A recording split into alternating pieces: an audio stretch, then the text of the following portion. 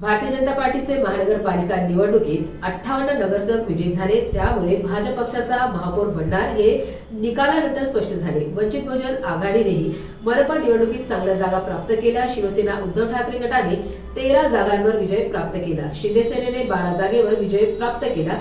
राष्ट्रवादी अजित पवार गटाच्या पक्षाला एकही जागेवर जिंकता आले नाही।